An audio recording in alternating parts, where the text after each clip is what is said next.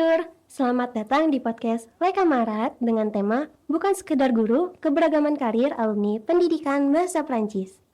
Jauh-jauh mencari taksi agar bisa pulang dengan nyaman. Demi miliki teman dan relasi, mari kita berkenalan. Halo, nama aku Talia yang bakalan nemenin waktu luang kalian dengan cerita inspiratif dari alumni Pendidikan Bahasa Prancis. Aku mau jelasin dulu nih ke kalian, tujuan podcast ini dibuat itu untuk memperkenalkan alumni Pendidikan Bahasa Prancis UPI yang sudah menempuh dunia pekerjaan.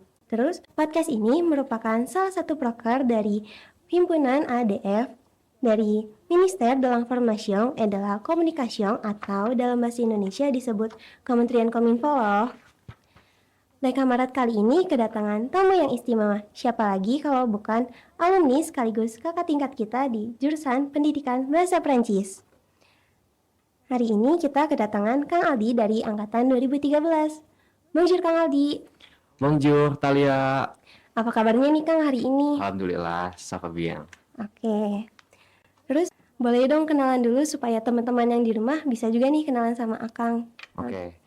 Halo adik-adik teman-teman semua. Perkenalkan nama saya Aldi Wijaya. Saya alumni Pendidikan Bahasa Prancis angkatan 2013. Saya juga alumni AODF. Dah, itu aja kali. Oke, makasih ya Kang. Nah, udah pada kenalan kan sama Kang Aldi? Kira-kira apa aja sih pengalaman yang dipunya narasumber kita kali ini? Penasaran kan?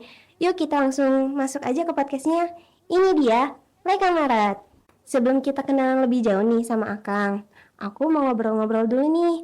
Akang kan alumni Pendidikan Bahasa Prancis. Kira-kira dulu punya keluh kesah nggak ya Kang selama ada di jurusan ini gitu? Keluh kesah pasti ada ya, keluh kesah. Salah satunya ceritain kali ya. Keluh kesah saya itu dulu memang bahasa Prancis itu bukan pilihan pertama ya. Jadi saya lulus di pilihan ketiga malah. Dan ya itu tuh tantangannya adalah karena bahasa Prancis itu bukan bahasa yang pernah saya pelajarin, jadi dari nol dan itu mengalami culture shock aja belajar bahasa Prancis kok susah banget ya gitu.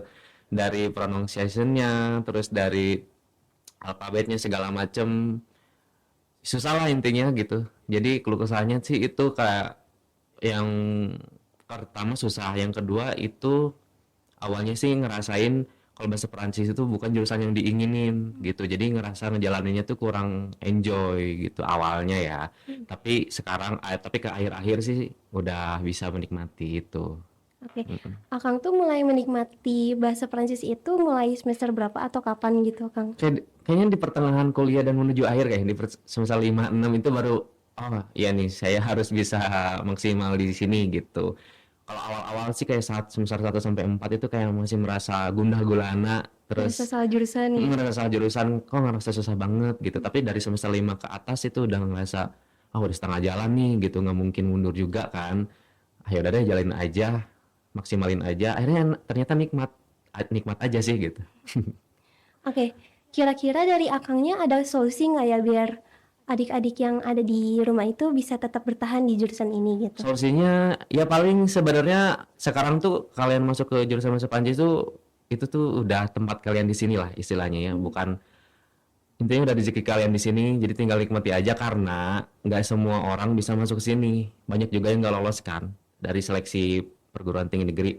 Jadi ketika kita udah di sini, ya tinggal nikmati aja sih, cari celah nyamannya aja. Kalau misalkan masih ngerasa ada yang nggak nyaman, kita jangan berfokus sama hal-hal yang nggak nyamannya, tapi kita fokus sama hal-hal positif yang ada di jurusan ini gitu. Misalkan banyak teman-teman yang asik atau misalkan organisasinya apa namanya rame, pokoknya hal-hal yang bikin nyaman kalian di sini tuh jadi fokusin ke situ aja sih.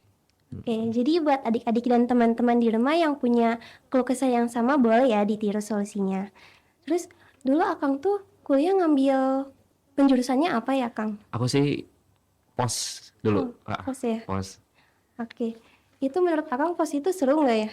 Seru banget sih karena menurut saya nggak sesusah traduksiong sama linguistik. Karena kan ya itu tadi kan saya bukan tipe orang yang pemikir banget di dunia bahasa Perancis. Jadi akhirnya nyari, ayo udahlah nyari yang emang benar-benar bisa banyak praktiknya gitu. Ternyata emang di pos itu banyak praktiknya, banyak ngomongnya. Pokoknya banyak deh seru-seruan grup-grupan gitu. Gitu sih. Jadi akhirnya aku ngambil itu sih dulu. Oke. Terus Akang dulu masuk jadi pengurus ALDF nggak ya, Kang? Iya, jelas dong, saya ikut LDF 2 tahun. CA atau Senat nih, Kang? CEO dong. CA. Kementerian? Kementerian dulu sih étranger. Oh, Dulu tuh masih Étranger. ke Minister de étranger ya. Jadi si Kementerian Luar Negeri ini ngurusin Kominfo, advokasi, sama apa lagi ya lupa. Pokoknya itu deh. Kalau Iya. saya dulu ngurusnya di advokasi. Iya. Kalau sekarang tuh Étranger dipecah jadi Kominfo sama Hmm. Sospol, Oh jadi iya, satu saya di. dengar kemarin kabarnya Iya, kayak gitu ya. baru-baru ini sih Baru-baru kayak ini. gitu. Menurut Akang seru nggak pas di angkatan Akang gitu jadi pengurus ALDF? Sebenarnya seru-seru aja, tapi yang namanya kepengurusan tuh pasti ada aja namanya masalah, itu mah udah Iya. pasti ya, ada namanya cekcok sama temen, itu pasti ada sih, tapi lebih banyak ilmu yang bisa kita ambilnya sih. Jadi nih buat adik-adik mahasiswa baru nih yang belum berminat masuk LDF, jangan sampai nyesel deh pokoknya. Masuk LDF ya, mau SE atau senat sama-sama ini kok Seru banget bagus dan pokoknya. seru banget pokoknya. Iya. Terus aku juga dengar-dengar Akang tuh dulu jadi PPBS ya, Kang? Itu Kebetulan. jadi PPBS di tahun berapa tuh? Nah, dulu saya juga ikut PPBS ngelakuin bahasa Perancis dan satu-satunya dari bahasa Perancis dan PPBS dari FPBS-nya. Jadi dulu tuh tahun 2016 itu saya pas semester 7 lah kalau nggak salah ya. Itu tingkat akhir sih baru ikut. Pengen nyobain dulu sih. Lagi nyusun skripsi sambil PPBS gitu Dulu ya? belum skripsi. Belum. Semester 8. Sekarang semester 8 nggak sih? Skripsi apa udah Sekarang semester semester 7? 7 juga udah mulai kok, Kang. Oh. Dulu tuh Kayak gitu. skripsi semester 8. Jadi semester 7 tuh kita masih banyak waktu luang. Akhirnya ya udah ikutan. PPBS juga seru nggak, Kang? Pas zaman Akang gitu. Seru banget sih, seru banget. Soalnya jadi representasi fakultas, representasi jurusan juga. Jadi saya tuh bisa ngenalin jurusan bahasa Perancis ke teman-teman jurusan lain dulu gitu. Jadi banyak juga yang kayak pengen belajar bahasa Perancis, cenah kayak gitu. Jadi seru sih seru. Oke, makasih ya, Kang. Terus sekarang kita bakalan ngobrolin bisnis nih. Kan Akang ini dari jurusan bahasa Mm-mm. Prancis, tapi kok bisa tiba-tiba punya bisnis ya? Keren banget kan? Nah, jadi bisnis yang Akang punya ini bisnis clothing line, namanya itu Gani Studio. Ya. Nah, awal mula merintisnya ini tuh kayak gimana sih, Kang? Mungkin boleh langsung diceritain aja. Kalau awal mula merintis sih, dulu sih saya sempat kerja dulu di salah satu perusahaan ya selama 1 tahun setengah. Nah, kemudian memutuskan untuk membuat bisnis karena yang pertama ternyata lulusan bahasa Perancis itu sebenarnya banyak lowongan bahasa Perancis, cuman mungkin pas zamannya saya itu dulu udah agak penuh lah ya gitu. Jadi saya nyari lowongan kerja yang sesuai sama jurusan tuh agak sedikit susah lah ya. Nah, sambil nunggu nih dapat lowongan yang sesuai sama jurusan, saya tuh kerja dulu di beberapa perusahaan dengan bidang yang berbeda. Tapi ternyata banyak masalah ya yang dihadepin gitu, strugglingnya. Terus ngerasa, wah belajar kok 4 tahun bahasa Perancis ternyata nggak kepake ya gitu. Terus ya banyak lah permasalahan akhirnya setelah 1 tahun setengah memutuskan untuk resign dari semua perusahaan. Terus coba bikin bisnis gitu, bikin bisnis karena banyak alasan juga sih sebenarnya bikin bisnis. Yang pertama emang ya pengen lebih cepet aja sih dapat uangnya gitu intinya itu. Terus yang kedua pengen belajar juga lah gitu, belajar dari orang-orang yang udah sukses di bisnis kayak gitu sih. Terus yang ketiga punya bisnis juga sebenarnya bikin solusi dari permasalahan saya sih gitu. Oke. Dulu sebelum Akang punya bisnis clothing line ini, Akang kerjanya jadi apa ya Dulu sebelumnya? saya HR.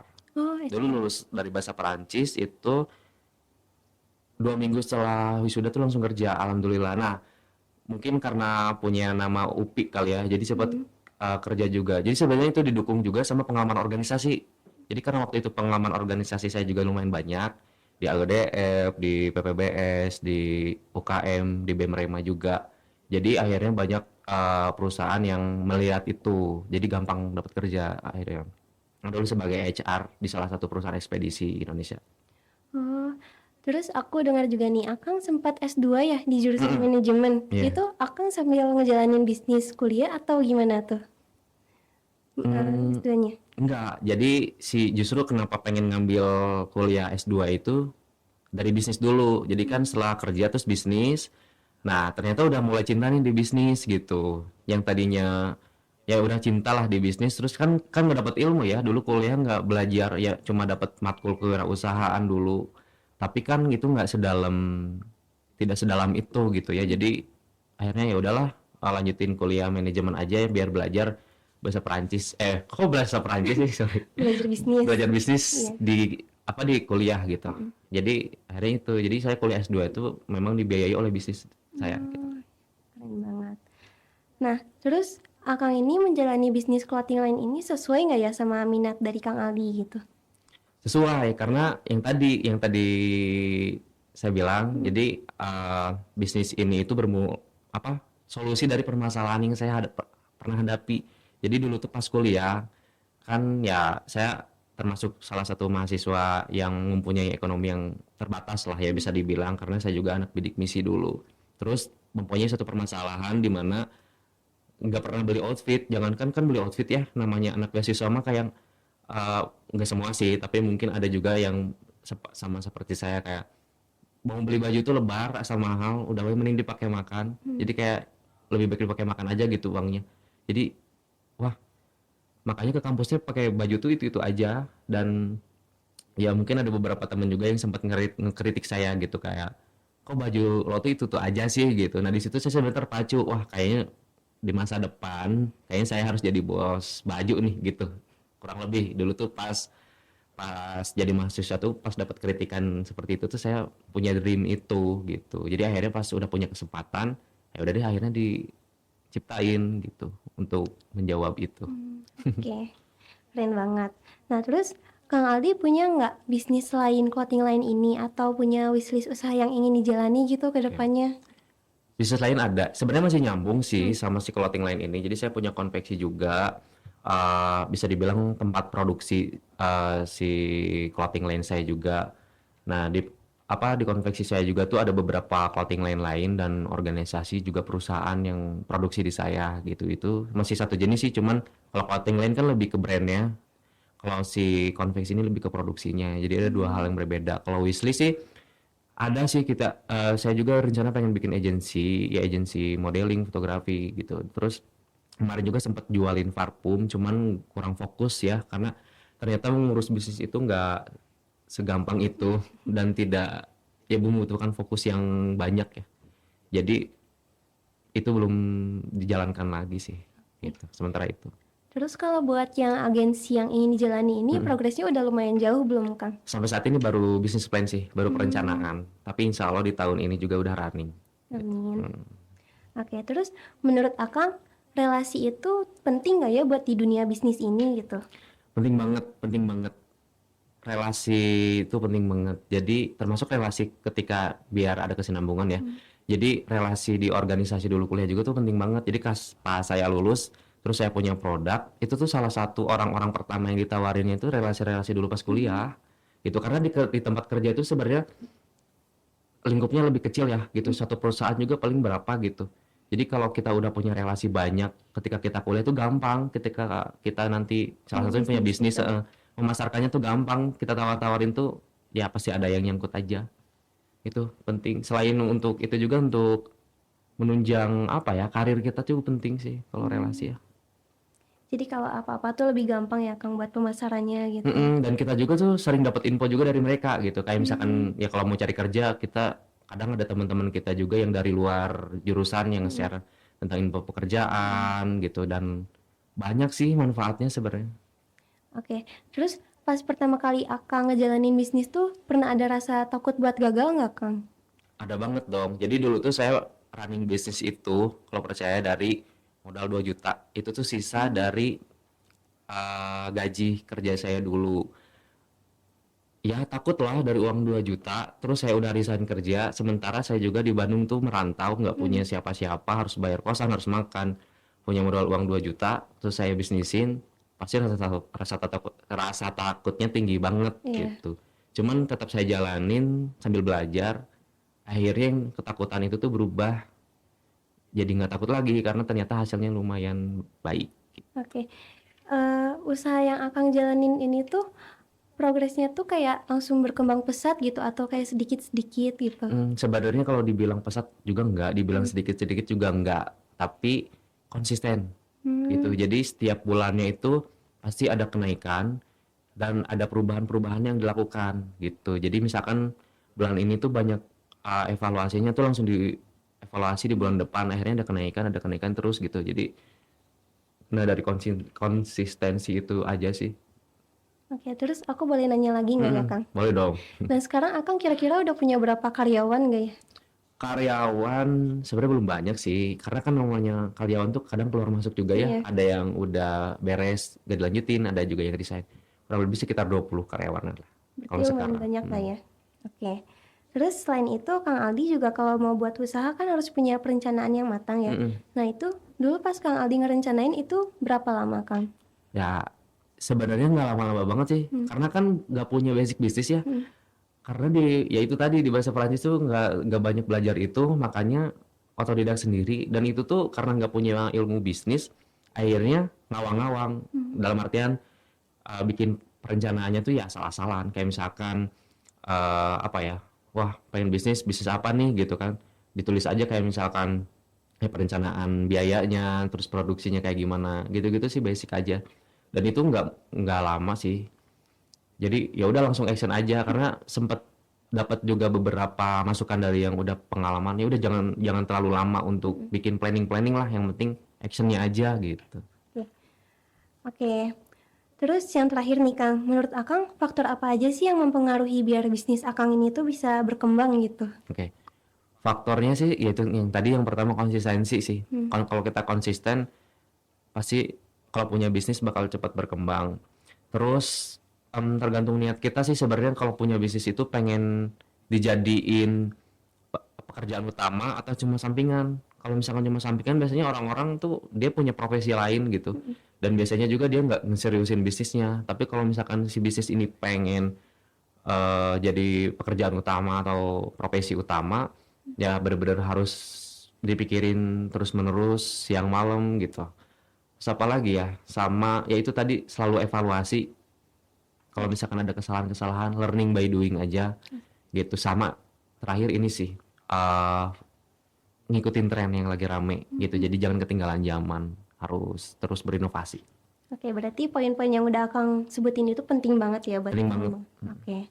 Keren banget ya pengalaman yang Kang Aldi punya ini. Bisa banget loh buat kita jadiin inspirasi buat kedepannya. Terus mungkin dari Kang Aldi punya kesan pesan gitu buat teman-teman yang masih menjalani studinya di jurusan ini. Kesan-pesannya apa ya? Tetap semangat aja sih. Dan kalau yang buat teman-teman yang masih merasa belum nyaman di jurusan ini, nyaman-nyamanin lah. Karena apa ya? Sebenarnya rasanya pas udah lulus sih. Pas udah lulus tuh bakal kangen dengan segala suasana di jurusan kita gitu.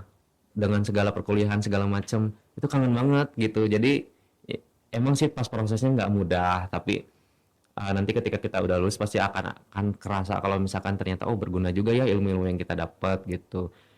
Ya intinya fokus sama hal-hal yang tadi, yang positif-positif tadi. Kalau misalkan teman-teman masih merasa wah nggak nyaman nih di jurusan kita, terus susah segala macam, jangan berfokus ke situ. Itu bisa belajar, fokusnya ke hal-hal positif yang udah kita jalanin aja. Oh ternyata saya bisa nih, udah nyampe di titik ini, kemarin saya udah berprogres sejauh mana. Itu sih gitu sih. Oke, jadi kayak nikmatin aja gitu semua hal yang terjadi gitu. Nikmatin aja sih semua hal yang terjadi, karena semuanya juga pasti bisa terlalui. Oke. Nah, gimana nih ngobrol-ngobrol podcast kali ini? Seru banget kan? Seru banget dong pastinya. Banyak banget ilmu yang bisa kita ambil dan kita terapkan untuk kedepannya. Tentunya akan bermanfaat sekali bagi kita semua, terutama dalam bidang berbisnis dan mengembangkan soft skill. Wah, keasikan ngobrol sampai kita lupa ya kalau kita udah ada di penghujung podcast. Semoga podcast kali ini selalu bermanfaat untuk kita semua. Mungkin podcast kali ini cukup sampai di sini ya. Dan terima kasih juga buat Kang Aldi yang sudah meluangkan waktunya dan berbagi mengenai pengalamannya di podcast kali ini. Aku, Talia, pamit undur diri dan sampai berjumpa lagi di Lekamarat berikutnya. Au revoir!